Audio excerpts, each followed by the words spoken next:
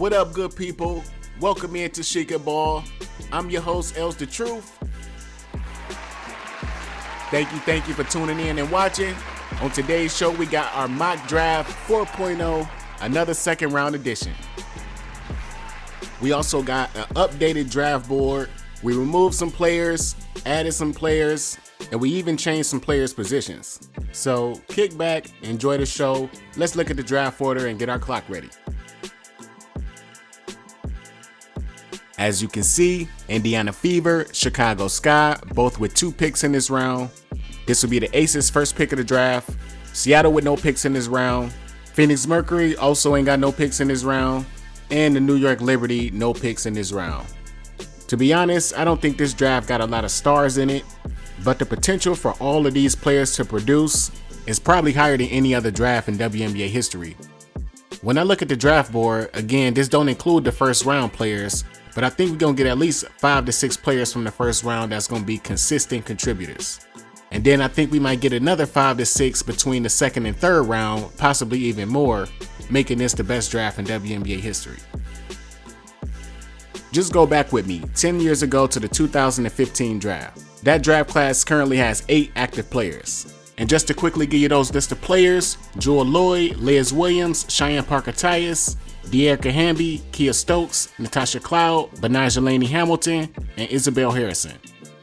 And my point of bringing up those players in that draft is, they don't have to be stars, all they gotta do is be contributors. Of those players I just named, only Jewel Lloyd and De'Erica Hamby are considered stars.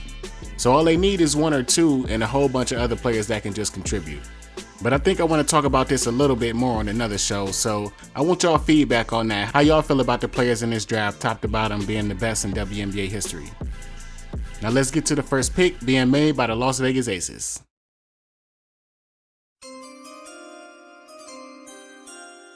And with the 13th pick in the 2025 WNBA draft, the Las Vegas Aces select Maddy Westbeld, Notre Dame.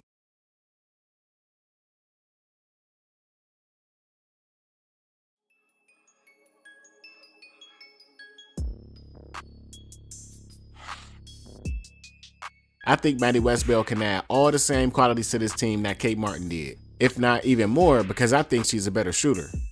And we all know Notre Dame is pretty much like a WNBA minor league team. Pretty much what you see is what you get. They don't turn out a lot of flops. And I also looked up Maddy Westbeld's last 9 NCAA tournament games, and in those games she's shooting 50% from the field.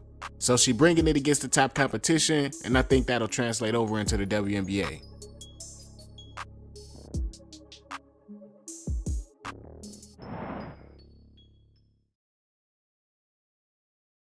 Next pick will be made by the Dallas Wings. In the first round, we had them selecting Paige Beckers and Sedona Prince. At this point in the draft, I think they need to just go ahead and go best player available. That being said, let's get to the pick.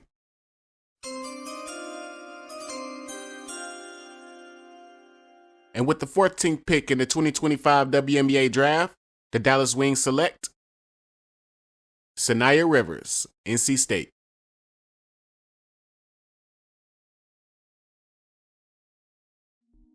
Hey, this Dallas Wings team is already loaded at guard with Paige Beckers, Arike, Dejanay, and Tyesha Harris. Those 4 players alone are probably going to play the majority of the minutes. But depending on what happened with those players, this gives Saniya a chance to come in, learn, play very little playing time, but get a whole lot better. And another thing, y'all need to stop thinking that you can't have too many good players at one position. Look who just won a championship, New York. They got 2 MVPs in the front court, and Breanna Stewart and Jonquel Jones. Why wouldn't you want to have 2 MVPs or 2 good players at one position? Stop being small-minded. Understand that you can't have 2 great players on the same court.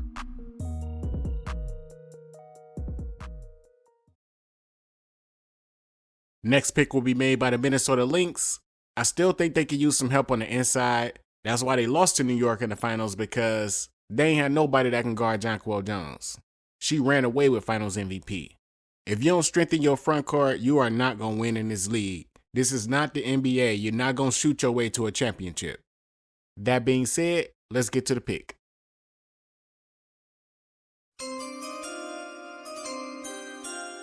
And with the 15th pick in the 2025 WNBA draft, the Minnesota Lynx select Rayah Marshall, USC.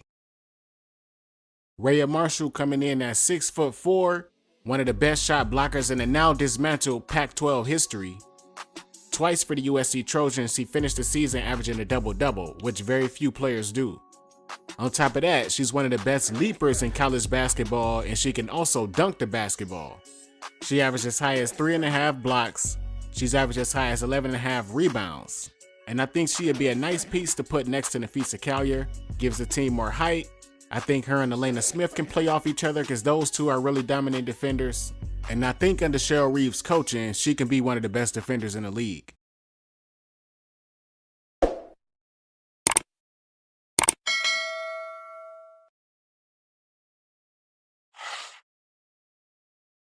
Next pick will be made by the Chicago Sky. We had them selecting Georgia Amore in the first round. Sky fans should be very excited to be picking right here because there's still a lot of great prospects left in the draft. That being said, let's get to the pick.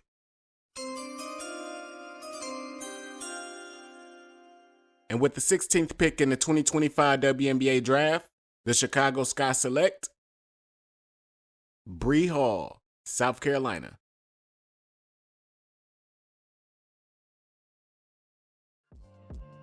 Now you can't tell me this won't be a good pick for Chicago.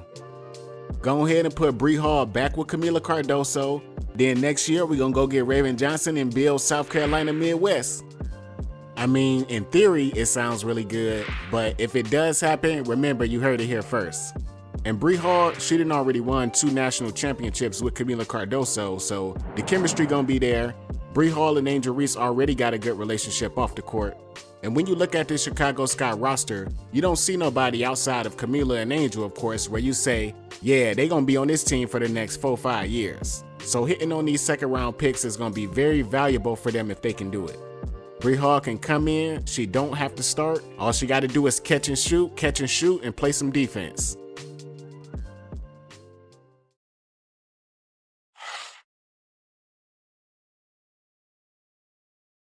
Next pick will be made by the Golden State Valkyries. We had them selecting Cheyenne Sellers in the first round.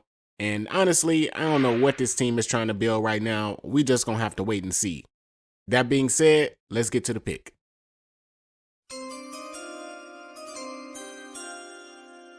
And with the 17th pick in the 2025 WNBA draft, the Golden State Valkyries select Sania Feagin, South Carolina. Sania Feagin, also a 2-time national champion. And I had to really think about this pick because she didn't start her first 3 years at South Carolina. But when you think about it, she was playing behind Kamilla Cardoso, Aaliyah Boston. I mean, what more can you say? But she's progressively gotten better each year, including her senior year now that she's starting, and I think that will continue in the WNBA. Sania Feagin has also shown the ability to really finish her shots through contact or not. 58% from the field. I don't think the speed or the strength of the WNBA is going to really affect her as much because she played years in practice against some of the best bigs in the WNBA right now.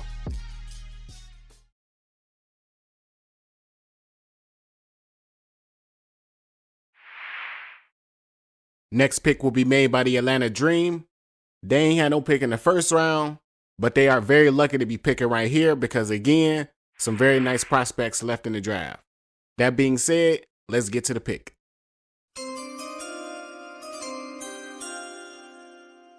And with the 18th pick in the 2025 WNBA draft, the Atlanta Dream select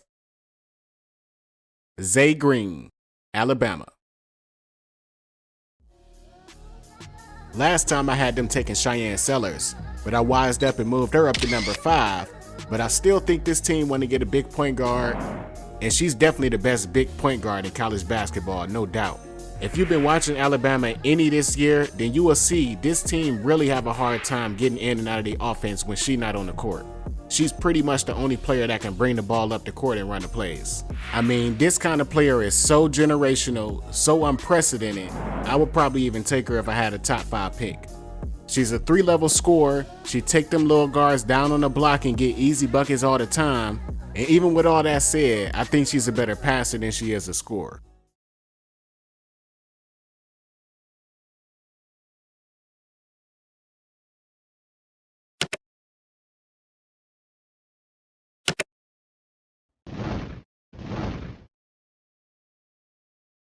Next pick will be made by the Indiana Fever. This team went out and got straight veterans.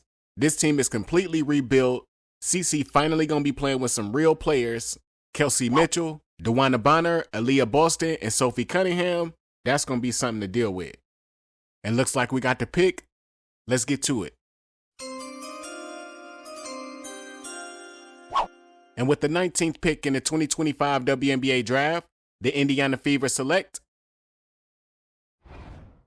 Taylor Jones, Texas. Apologies to Taylor Jones because we have not talked about her enough. But damn, girl can ball. She's been in college since 2019. She played 3 years at Oregon State and now 3 years with Texas. She led the Pac-12 in blocks as a freshman and then led the Pac-12 in rebounds as a sophomore.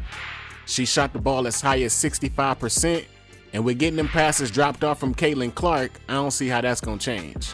She's 6'4". She can learn a lot from DeWanna Bonner, Natasha Howard, and Breonna Turner, who they just picked up.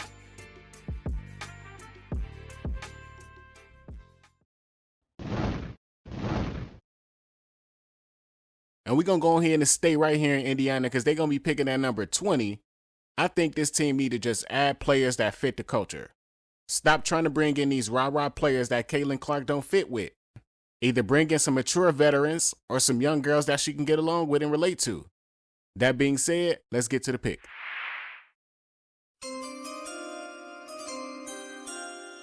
And with the 20th pick in the 2025 WNBA draft, the Indiana Fever select Sarah Ashlee Barker, Alabama.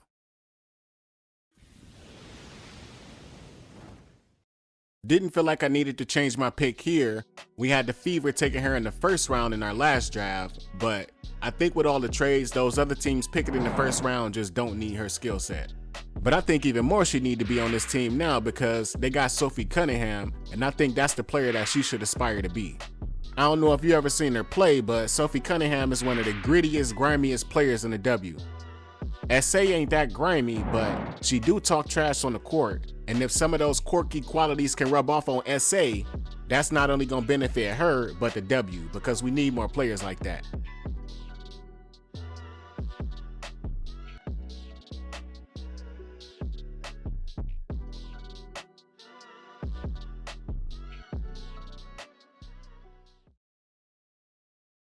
Next pick will be made by the Los Angeles Sparks. Previously had a top pick, but they traded out of it. Silly decision in my opinion, but I think there's a connection here that we can make to help to make this pick. Now, let's get to it. And with the 21st pick in the 2025 WNBA draft, the Los Angeles Sparks select Hailey Van Lith, Texas Christian University. Now, the reason I think this would be a good pick for the Sparks is because Kelsey and Hailey are both left-handed, so she can teach her a little something there.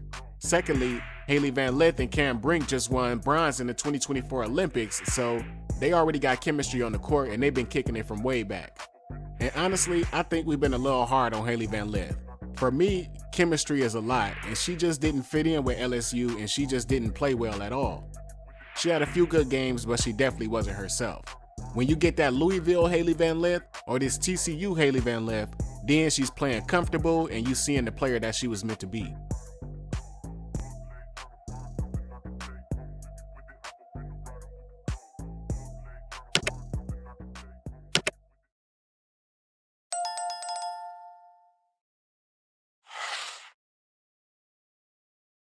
Next pick will be made by the Chicago Sky. I got something pretty interesting for y'all here. Let's get to it.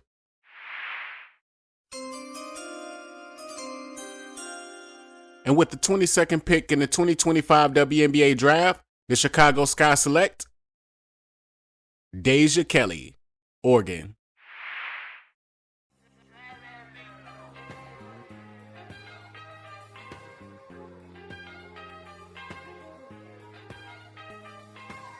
I gotta admit, y'all, this pick is more heart over head.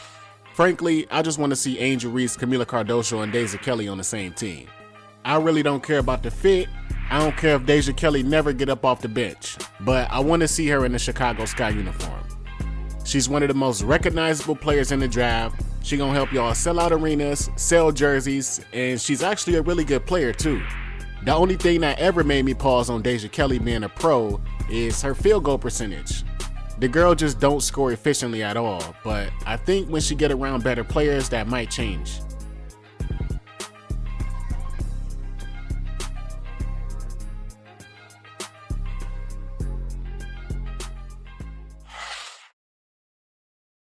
Next pick will be made by the Washington Mystics. What a draft they are having. AZ Fudd, Kiki, and Pow Pow. And we got another exciting youngin right here. Let's get to it.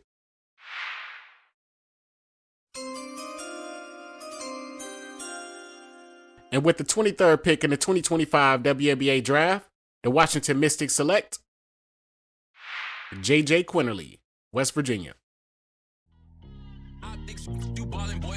I wrestled in my head for weeks going back and forth between Hailey Van Lith and JJ Quinerly.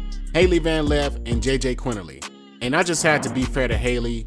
We saw her show out in the NCAA tournament. I saw JJ Quinerly do some amazing things, but it hasn't been against the top ranked opponents. I still think she got the chance to be a great player. She's really good on defense and she can score the hell out of the basketball, but she's not a natural scorer and she don't really have a pure jump shot. She's kind of like Isaiah James where you can depend on her to score the ball, but there might be some off nights included. And nothing exclusive to her, everybody can have bad games, but I just think we need to wait and see a little bit more.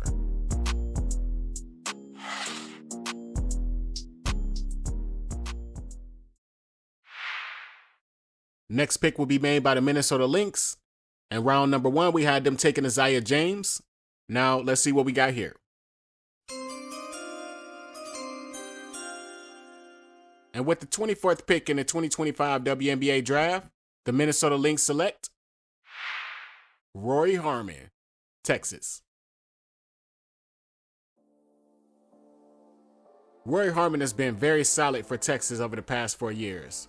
She has one of the best assist-to-turnover ratios in college basketball history.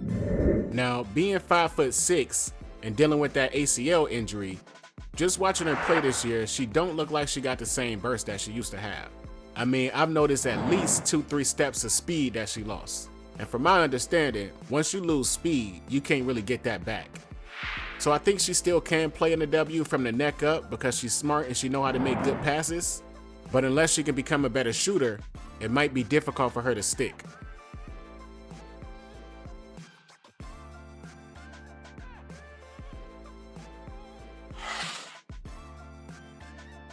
Last pick of the second round will be made by the Connecticut Sun. Still a lot of good players on the board. We had them picking Lucy Olsen in the first round. Now let's see what we got here.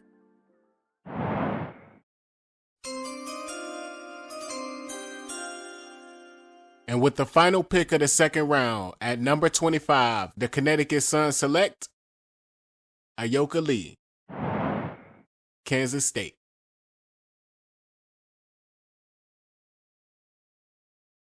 Now the reason I think this will be a good pick for Connecticut is because right now they only have 2 true bigs on the team, Tina Charles and Olivia Nelson-Ododa, 1 veteran, 1 young player. So if they do pick her, she definitely will get playing time. Now, Ayoka Lee is a traditional back-to-the-basket big. However, she can block shots and she is a pretty good rebounder, so I don't know how much she can play, but I do think she do belong on this level. And I tell you, it will be a battle between Yoki and Olivia Nelson-Ododa. Cause Olivia, she real thin, but she's crafty, and Yoki is just all power. So I think it'd be good in the long run for both players to have to battle each other.